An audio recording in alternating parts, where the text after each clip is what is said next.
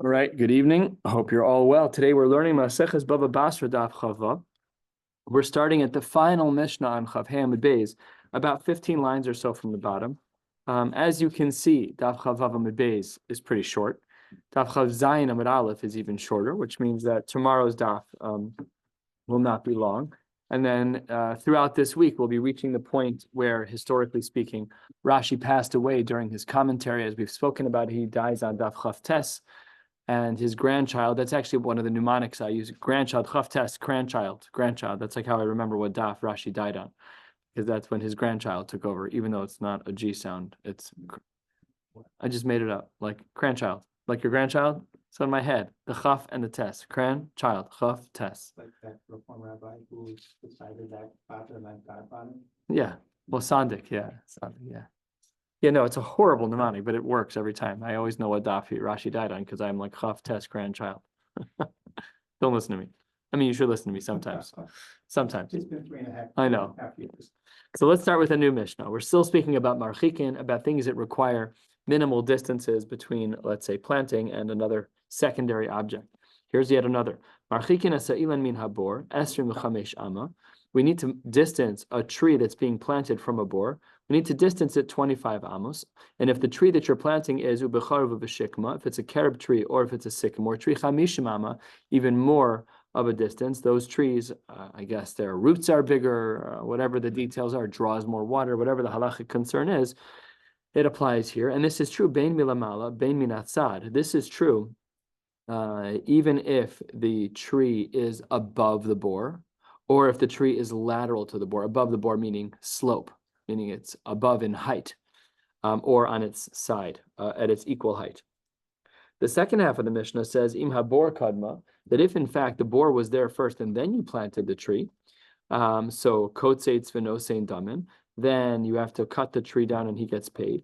Bim ilan kadam lo yikotz. And if an ilan was there, if the tree was there first, then he doesn't have to cut it down because the guy building the bor shouldn't have done that. At least he took some risk of his own.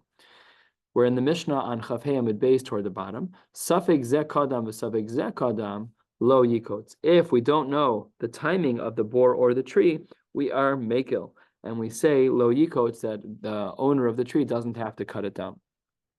Good. That brings us to the final sheet of the Mishnah. Rabbi Yossi Omer, afal pi shehabor kodemes le'ilan lo yikotz. He disagrees with the Tanakama and says even if the bor came first, there still should be no ktsitza of the tree. Shezeh chofer b'soch shelo, v'zeh notea b'soch shelo. I'm planting a tree in my yard. You're planting a tree in your yard. I mean, you're building a bor in your yard.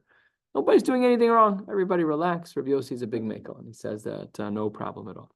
Again, we're talking about like neighborly types of things. Am I allowed to plant a huge sycamore tree up against the property line on my property when on the other side of the property line is your bor? On the one hand, we're afraid that the growing of the tree and its roots will ruin the integrity of the bor, which is a reasonable concern because we've seen sidewalks that are made of cement and are many hundreds of pounds that get moved by the roots of a tree, not uncommon. So what is the neighborly responsibility? That's the machlokes over here. And we will learn some more details as the Gemara begins over here, 10 lines or so from the bottom on Chav Hamid Beis. The Gemara says, Tana, we have a brisa. Bein shabor lemata ve'ilan lemata. If the bor is below, again, talking about a slope, and the tree is above, where we know the roots will extend down, and even the reverse, bein shehabor lemala, even if the bor is above the tree line, be'ilan lemata. So this the Gemara picks up on. It's different than our Mishnah already. The Gemara says, Bishlam abor lemata be'ilan lemala. I understand when you tell me that the bor is lower on the mountainside and the tree is above, kozlinan shiroshin, maskile labor.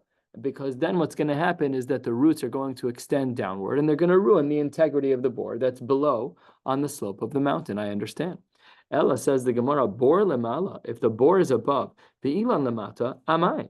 What is the concern if you have the bor above the tree on the slope? So let's say you have a mountain that's going like this, 45-degree angle, and you have the tree below and the bor above. Why would you be worried? Amai, asks the Gemara. And the Gemara responds, Amar Reb Chaga b'shem Reb Yossi, mipnei shemachlidin es hakarka, Umalkin kar ki'ise shel bor. The reason why is because even when we have a bore that's above the planting line, again, slope-wise, when the bore is above and the tree is below, when the tree begins to grow roots, it will still ruin the floor of the bore. It will weaken the floor of the bore, and that's why we are concerned. That brings us to the 2 dots, 6 lines from the bottom of the page. And this goes all the way to the end of the Mishnah, that last shita that we saw of Rabbi Yossi. Rabbi Yossi Omer, Afal Pisha Bor Kodemes Le'ilan Lo Yikots, that even if it were to be the case that the bore was planted first, you still don't have to remove the tree, even though the person who planted the tree did so out of sequence, and he shouldn't have planted the tree when he did, because everybody's doing their own thing, and there's no reason why we should have a problem with that. So the Gemara paskins like Rabbi Yossi. The Gemara says at the open of the 2 dots, 5 lines from the bottom, Amar Rabbi Yehuda Amar Shmuel, halacha ki Rabbi Yossi. The halacha is like Rabbi Yossi. Amar Rav Ashi ki havan be Rav Kahana. When he was in the base medrash of Rav Kahana, hava amrinan, what they would regularly say is Modi Rabbi Yossi begirei didei. That Rabbi Yossi felt in our Mishnah, Rabbi Yossi felt that when the activity that you're doing is relatively normal, then there is nothing to be concerned about. However, if it was begirei didei, if in fact you were doing something that was malicious and that was direct, let's say I'm throwing darts at your tree. Of course, I'm not allowed to do that. That's literally girei didei, is throwing arrows. So that's the distinction of our Mishnah. Yes, we paskin like Rabbi Yossi. However, Rabbi Yossi would agree that if it's girei didei, if what I'm doing is a direct cause of damage, then that's not allowed. And the Gemara tells a couple of stories. Pape Yonah, this is a person. His name is Pape Yonah. Ani, he used to be poor, shiur hava, and then he became very wealthy. And bana apadna, and he built a mansion. We've seen this word in Shas a good 10 times, and apadna is a mansion. And next to the mansion, havu hanach atzuri b'shivavuse, there were like olive presses that existed in the neighborhood. And dichi havu daike shumshimi, when they were doing the pressing process to extract oil from sesame, it would shake the ground, have a naida apadne, it would actually create this tremor that would shake the mansion. And the owner of the mansion was an unhappy camper. And he went to Bezdin, also Lakami de Rav Ashi, to say, hey, Rav Ashi, don't these people need to stop what they're doing? They're shaking my house. And the Gemara says that Rav Ashi responds, Amarle, ki havan be Rav Kahana, hava amrinan, modi Rabbi Yossi begirei delay. That's only true when it's girei delay. When it's not girei delay, then it's permissible. So which one is this? They therefore have to stop in this case, because let's say the pressing activity went like this, and every time they did this, the guy's window would shake, whatever was shaking in his house. The Gemara says that's girei delay. That's a direct link between the pressing of the sesame seeds to get the oil, and you're shaking my mansion, so they had to stop. Listen to this. Not if it's going to cause a shaking in my house. But the Gemara asks a crazy question. Vikama, what is considered enough shaking to be shaking? There's actually an earthquake today in Eretz Yisrael, in 3.7. Yeah, relatively small. What is considered shaking? Halachic shaking. It's an unbelievable nuance in halacha. I'm not allowed to cause shaking in your property. Good. Vikama. How do we know when the shaking is enough? The Gemara responds on the top line of Chavav Amud Aleph, when the cover that's on top of a barrel, when it begins to shake. So that's not even so much the Maisa, I would imagine. Again, it's hard to know, but we deal with these issues sometimes when people are playing music very, very, very loudly, where you can literally have glasses that, they slide across your table with the rhythm of the music. So that would be halachically problematic. And according to Rabbi Yossi, that's girei delay. That's a direct cause, and therefore it's not allowed. Debei bar Marion berei de Ravin, this person, ki hava nafte kitna, when they were beating flax, hava azla riksa, there was like almost like a dust that emanated from the flax as it was being beaten, umazka inshi. Let's give a modern day example. My neighbor immediately next to me does this all the time, not my Yiddish neighbor, not Scotty, my other neighbor. And they go outside and they take their carpet and they beat it with a broomstick.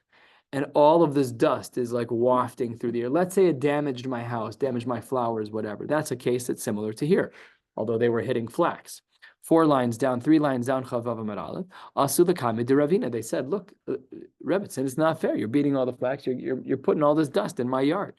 Amar Lahu Ki Amrinan Modu Rabbi Yossi Begire Delay. When we said that Rabbi Yossi was Modu Begire Delay, that when we're causing a direct damage, it's problematic. Hanimili de Ka'azlami Kocho. That's when it's direct koach. Remember our previous case, banging on the sesame, my house instantly shakes. But here it's different. Hacha zikahu de kamamtila. Here, I'm hitting the flax. Then the flax kicks up a powder, and that powder is carried by the wind, so it's removed. That's not girei delay anymore, and therefore it's mutter, because it's indirect, no problem at all. When I'm banging on the table, my music is so loud and it's shaking your table. That's my responsibility. That's girei delay. That's like shooting arrows. You're considered a guilty party. But if I'm hitting the flax and then the powder kicks up and then the wind carries the powder, that's already one step removed. That's considered permissible neighborly work. Okay. I'm just thinking, Dad, like I mean, you're in a garage, but let's imagine that you were cutting the wood for your challah boards in such a way where, and this doesn't really happen with the sawdust, but let's say it kicked over into the neighbor's yard and ruined their plants. That would be mutter. Why? Because you're cutting wood. The wind picked up the sawdust and brought it to the neighbor. That's okay. That's an acceptable gap in cause and effect. It's acceptable in halacha. What's not acceptable is if you take a hammer and because you're banging on a hammer, it breaks the window. That's your fault. That's girei delay. That's considered to be a direct cause. Such subtle distinction. It's like really fine-tuned in halacha. Okay. Maskif lo mar baravashi. Hold on one second. We know by Shabbos we have a halacha called Zorah, that one of the 39 malachos of Shabbos is winnowing. And what they would do is they would throw up the grain in the chaff. The chaff would blow away in the wind, and then the grain would fall back down. It was a great way to filter and separate things. So says the Gemara, "Mai shnami zoreh v'ruach mesayato." We know that when it comes to Hilchos Shabbos, I'm throwing it up in the air. The wind is a secondary function, and it takes away the bad from the good. There we call it a malacha d'oraisa. Why over here, when we're talking about the sawdust, when we're talking about the flax dust, why are we saying that that's considered secondary? Shouldn't be considered secondary. By Shabbos, it's not secondary. By Shabbos, you're still winnowing if the wind takes away the chaff and leaves you the grain. So why, by this case, is the wind considered secondary? My shna mi zoreh v'ruach mesayato. And Amruha kamei de Meremar. They said this in front of Meremar. What did he say? Amar lahu hainu zoreh v'ruach mesayato. I absolutely agree. Well, the wind is not considered secondary. Ula Ravina, and according to Ravina, my shna. Let's say that I'm a blacksmith and I'm making a sword in my backyard, and I take my hammer and I'm hammering against this piece of metal to make the metal shaped the way I want, and a spark emanates between my hammer and the sword, and it goes into your yard and burns a hole in your lawn chair. So there we said you're chayav l'shalem. Why would you be chayav l'shalem? That should be the ruach. That should be secondary motion. Should be something else, according to Ravina. So says the Gemara, no. Hasam, in the case of me, the blacksmith, hitting against the metal and a spark going into your yard, I'd much rather the spark go in your yard than in my yard. Hasam nichale delezel. I want it to go somewhere. That's why I'd be chayiv, because I'd actually prefer that it not be in my yard. And because of that, it's girei delay. However, hacha, hold on one second, hacha by the flax, lo nichale delezel. I don't care if the flax lands in my yard or your yard, I'm still going to do it. So we make this very gentle distinction within a distinction, that sometimes wind is a first cause, and sometimes wind is indirect. Here are examples where it's a direct cause. By zorah, by winnowing, direct cause. By flax, indirect cause. By sparks, direct cause. Unbelievable. Halacha is so hyper nuanced. It's not so hard to, it really is. It's not necessarily because of the wind. If you hit something in the right angle, it will fly. It doesn't have anything to do with the wind. Correct. So it's more direct than the other case. That's true. The Gemara doesn't say that. The Gemara says what's wrong with the spark is that you don't want it in your yard. It's your ratzon. I prefer that it not land in my yard and burn a hole in my chair. I want it. Doesn't mean that you would want it to go to his yard. I don't want it to go there, but it makes me responsible if it does. The fact that I don't want it in my yard means that I have a level of desire that it should not be in my yard, enough that it's girei delay, that it's like shooting an arrow, and I'm guilty. Masha'en came with the flax dust, no problem. I don't care if it goes in your yard or my yard. It just happened to go in your yard. As opposed to the fair. Right. You know the difference between like flax dust and the zora, because the zora, the malacha is you just want it away, want the shaft away from your grain. But like, it's not nezek unless it actually goes in the direction of where the other person is to be mazik. So the wind can blow it in any direction. But that would be true of the chaff too. No? We just want it away by Zora. We want the Right, so let's go. That's enough to make it malacha, because that's what we care about. That's what Correct. That's the function. That's the right, function. just to get it away. It doesn't matter which direction it goes in. For nezek, it's only nezek if If it damages It's much more groma, because it could, the wind, it won't necessarily go. Hmm. I hear the lumdus there. I hear that. I hear that. I mean, the Gemara, I don't think the Gemara is really quite on that level, but I mean, I should say the Gemara doesn't reference it. I feel like you're saying like a lumdus in the Rishonim about why Zora would be chayiv and why the flax case is not chayiv. I hear the lumdus there. The things Zora would not be chayav. Mm-mm. Which case? Like, I was on the coach, Back in the comments, there's like the case, like with winnowing also, we have helped the wind damage, and could say that it's different as grandma versus. Mm-hmm. Mm-hmm. Mm-hmm. So there are times, as we're seeing now, by the flax, we call it grumma. I mean, the Gemara doesn't use that language, but the Gemara says it is grumma. It's an indirect cause. I did cause damage. Leisman the public, I caused damage, but it's indirect enough that as a neighbor, I'm pater halachically. But by Zora, I'd be chayiv. I hear the lumdish distinction that I don't care where it goes to. It can go into the alley. It's still Zora, and the landing spot is irrelevant. Okay, lots to talk about. Very good. Great chakira. New Mishnah Chavav Amud Aleph. Lo yita adam ilan samuch l'stei chavero ela im kein hirchek mimenu arba amos. I, in my yard, am not allowed to plant a tree up against the property line. I have to distance it 4 amos.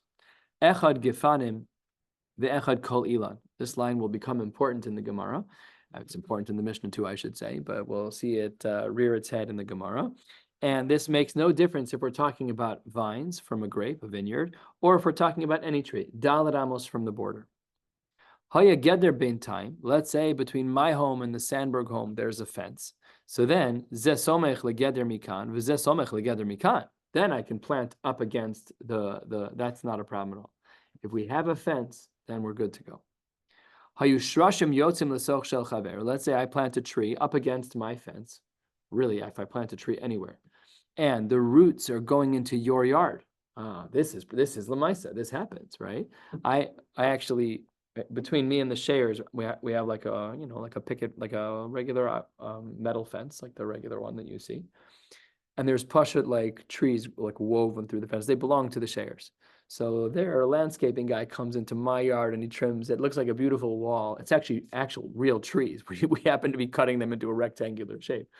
So there we planted it like pashut. It's theirs up against the fence. That's how halachically how it works. But let's say I'm annoyed about the branches and the roots that are coming into my yard. So the Gemara says, if the shrashim are yotzim l'soch shel chavero, if the shiurs trees are growing roots into my yard, ma'amik gimel tvachim, I'm allowed to cut anything in my yard 3 tvachim deep. That's approximately a foot. Why? Kedei shelo ya'akev es hamachrisha. Because back in the day, the standard depth of the plow was 3 tvachim. And it would not be fair if the tree that you're growing in your property has roots in my property that interferes with the plowing process. And therefore, as deep as the plow goes is as deep as I'm allowed to remove your roots. That's not, your tree is not my problem. And I'm allowed to dig 3 tvachim deep up against the roots with hacksaw, with a chainsaw, no problem. I can cut them 3 tvachim down, no problem, mutter. And let's say in my yard, I want to dig something super deep. Not just that I want to plow my field, but I want to dig a big hole. I want to make a swimming pool. The halacha is kotzetz v'yored ve'etzim shelo. I can cut as deep as I want, and all of the roots that were feeding the shiur's tree are mine. Are mine. Your tree cannot interfere with what I do in my yard. So says the Mishnah, and the Gemara opens halfway down, 5 lines before the wide lines. The Gemara says, Tana, Arba Amos Sha'amru. Why is it that the parameter of our Mishnah was Lo Yita Adam Ilan Samuch L'Stei Chaveru Dalet Amos? Why? That's because Kedei Avoda Sakerem. Avoda Sakerem is a phrase that we've seen throughout Shas. Let's see if it quotes it here. Yeah, we've seen it a bunch of times. I don't remember where. But the Gemara says, Avoda Sakerem. That's the amount of space it takes for the plow, for the animals and the plows to do their thing. So Dalet Amos, 6-7 feet. That's how much space we need to be able to service the field. That's why it's Dalet Amos. Amar Shmuel lo shanu ela be'eretz Yisrael. This only applies in Eretz Yisrael, the Dalet Amos. Aval beBavel shtei Amos. But when it comes to Bavel, it's only 2 amos. Rashi at the beginning of the Gemara, Aval beBavel shtei Amos shemacharishtan ktsara, because their plows were narrower. Who knew? This was like system wide. Eretz Yisrael, the plows were 4 amos wide. Bavel, it was 2 amos wide. So this din applied in both places, but only as it relates to the plows of each locale. And therefore, the plow of Eretz Yisrael was Dalet Amos. The plow of Bavel is Shtei Amos. And Tanya Nami Hachi, we have a brisa just like this. Lo Yita Adam Ilan Samuch L'Stei Chaverim Ken Hirchek Mimenu Shtei Amos, just like Bavel numbers. That we have to make sure that the gap that I leave between what I'm planting and your property line is wide enough, only 2 amos. Arba amos. That there's a difference between the width of the plow in Eretz Yisrael, which is Dalet Amos, and the width of the plow, which is in Bavel, which is 2 amos shmamina. And some say that this was actually phrased as a question, not like a brisa like we just had. Oh, let me ask this question. We already have all the content, which is that we have conflicting sources of Dalet Amos versus Shtei Amos. Tanan, look at our Mishnah that we just saw on the top of this page, second of the wide lines, 2/3 of the way down.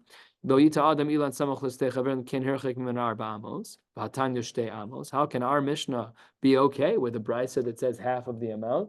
Zog the Gemara, Amar Shmuel Lokasha, Kan beBavel, Kan beEretz Yisrael. Same answer as before. That there is a distinction between the plow widths, and therefore in Eretz Yisrael the parameter is Dalet Amos. Masha Ein Kain, in Bavel the parameter was Shtei Amos. And Rava Bar Rav Chanan Habu Lehan Hu Dikli HaMitzvah de Pardisa de Rav Yosef. He had palm trees that were on the border of a vineyard of Rav Yosef.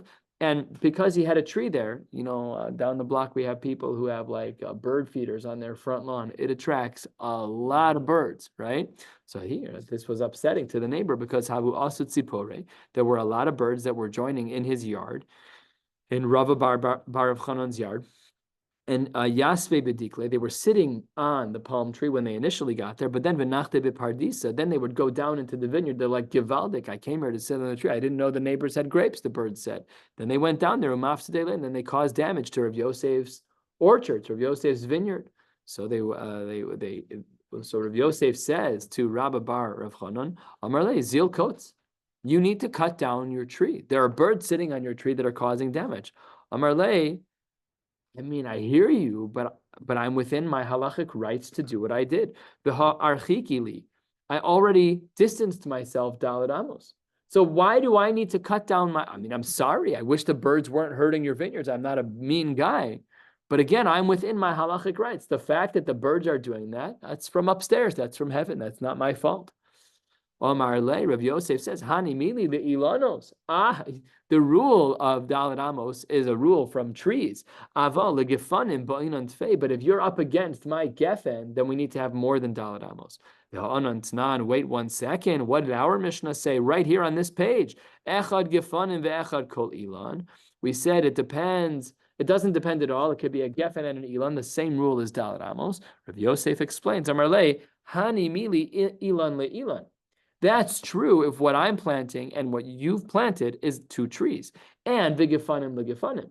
And from vineyard to vineyard. Aval. Ilan ligifanim ba'inan tfei. But if your tree is near my vineyard, we need more than Dalet Amos. And the Gemara seems to say that Rabbi Bar Chanan accepted this. Amar Le, fine. you're right. I agree that really what our Mishnah means is that if it's an Elan to an Elan Dalad Amos, if it's Geffen to Geffen Dalad Amos, but if it's Elan to Geffen, it needs to be more. I agree, acquiesce. There's only one problem. I can't cut down a fruit tree. So the Gemara says, Amar Le, fine, but ana lo kaitzna. You got the. I'm not cutting down this tree, even though I may be required to not have planted it there, but I'm not cutting it down. Why not? To Amar Rav, haidikla detoin kava. If there is a tree that produces a kav of fruits, asr lemikte, you're not allowed to cut that down. We've learned about this numerous times. You're not allowed to cut down a fruit tree under general circumstances unless it really is producing super poorly. The Amar of Chanina lo shachiv shichachas beri, his son shichachas. He didn't die. Ela de kota'anta below zimne, because he took down a tree when he shouldn't have. So Mar, you, he says to Rav Yosef, inichale lekut. You at your own risk. I'm not cutting down this tree. Again, I agree with your distinction, Rav Yosef. I agree the tree should move, but I'm not going to be the one to move it because there's a risk of pikuach nefashos. I'm not touching it. It's also to take down the tree. Rav Papa Havale Hanhu Dikli Amitzra de Bay Amitzra de Rav Huna Bered Rav Yoshua. He had palm trees on the border of the home of Rav Huna Bered Rav Yoshua. Ozal Ashkeche de have a chafar v'ka kaitz shrasha, and he saw that his neighbor was cutting up the roots. Amarle my high says, why? What are you doing? Why are you cutting the roots? That's not allowed. Amarle Tanan. That's not true. It is allowed. 4 lines from the bottom. Hayu shirashem yotzim lesoch shel chavero. If you plant a tree and the branches are rolling into my backyard, mamek shlosha kadei shelo ya'akev amachrisha. Pashut, I'm allowed to do that. You can't stop me from plowing my field because you have a tree and its roots are in my property. Your problem, not my problem. And I can't plow my field because of and I'm allowed to tear down the three tvachim in depth of roots, no problem. But Mar kachafar tvei, you're digging more than the 3. You're digging 5, 6, 7. You're doing too much. So he says, I'm allowed to dig a pool in my backyard. I don't need your permission. After all, it's not 2 lines from the bottom. If I want to dig a significant hole in my backyard, kotzetz, no problem. And not only can I be kotzetz, the yored va'etzim shelo, and I get to even keep the wood that's from your tree. Your roots are in my property, your problem. I want to build a pool. I'm going to cut your roots. I don't care if it's 1,000 pounds of wood. All mine. Amar Rav Papa. Rav Papa said, Amri le kulhi velo yechili le. I tried to give so many rayas that I shouldn't have to cut down this tree. And the Gemara says that velo yechili le ad, turning to the top of Chavav Amud Beis. And we're only going to be going about 2/3 of the way down until the 2 dots, so we don't have too much left. De Amri le, until I said to him, Ha de Amar Rav Yehuda, Meitzar Shech Ziku bo Rabbim Asr lekalkalo. That when we have a border that's used by the Rabbim, so then Asr lekalkalo, then you're not allowed to tear it down. The Basra de Nafak Omar, after this conversation ended, the Basra de Nafak Omar, he said to himself, Amai lo Amri le kan besoch sheshes ama. That the rules are different around 16 amos. 16 amos, we assume in halacha that the first 16 amos of a tree's roots are the most significant. It's about 25 feet. And everything beyond that is insignificant. I don't know. I think the roots from trees can go for hundreds and hundreds and hundreds and hundreds of feet. In some cases, I would imagine even more. I don't know what the longest roots in the world are, but I'm sure they're more than a couple hundred feet. Anyways, that's a distinction that he should have made. He didn't pick up the argument. He didn't end up saying the argument, and so be it. Next sugya. We said that he gets to keep the wood. When we said he gets to keep the wood, who is the he? The presumption was that if the shiur's tree is growing roots into my backyard, I'm allowed to cut them, and I get to keep the wood. That was the assumption of he gets to keep the wood. But really, is that true? Shelmi, who really gets to keep them? So the Gemara says, 8 lines down, Amar le Tanitua. We already learned this in a brisa. Sharshe ilan shel hedyot, haboyin b'shel hektish, lo nenin v'lo ma'alin. If you have the roots of a tree that are of a hedyot, and they're being mixed up with hektish, there's no hanoah and there's no me'ilah. Now, iyamris bishlama basar ilan azlinan. If everything follows the tree itself, namely that the roots that I cut would go back to the shares because it's their tree. Mishum hachi lo mo'alin, that I could understand. That's why there's no me'ila, because they really do belong to the initial owner, which is to the hektish. Elayamers basar karkazlin, and if we follow the mare makom of where the actual wood is, and in this case the shares wood is in my yard and therefore I get to keep it, amai mo'alin. Why would there be no me'ila? So says the Gemara, if that's true, elamai basar ilan azlinan, you can't say we actually follow where the tree is, because a maseifa, what does it say in the seifa? The seifa, the Brisa says, shall hektish haboin b'shal hedyot, that if hektish is getting mixed into a property of hedyot, lo nen and v'lo malin, v'basar ilan azlinan lamai malin. Absolutely, there should be me'ila. And not only that, says the Gemara, the area, the cases aren't comparable anyways. B'gidulan abon la'achar mikan oskin, and that Brisa, this is really a side point, but that Brisa is dealing with growth after the fact, because savar ein me'ila b'gidulan. And again, that's a very technical answer to the case in Me'ila, which is the Gemara that's being quoted here from Maseches Me'ila. But the Gemara says, therefore, we don't have a very good raya one way or the other. It's difficult to say whether or not it's basar ilan azlinan or basar shroshin azlinan, basar kark azlinan. Ravina Amar Lo Kasha, kan besoch sheshes re'ama, kan chutza sheshes re'ama. We can distinguish between the cases in regards to the case of Me'ila by distinguishing between the first 16 amos of the roots and the second 16 amos of the roots. So we're going to stop right here at Amar Ula. As you can see, tomorrow's blot is not very, very long. The Amud Beis is a little bit long, but manageable. And Emir Hashem, tomorrow on Daf Chav Zayin, we're going to finish the parak of Lo Yachpor, and then the next day we'll actually be starting the parak of Cheskas Habatim, which is something that many of us have learned in yeshivas back in the day, a classical parak in regards to teaching people how to learn Gemara. Wishing you all a beautiful night.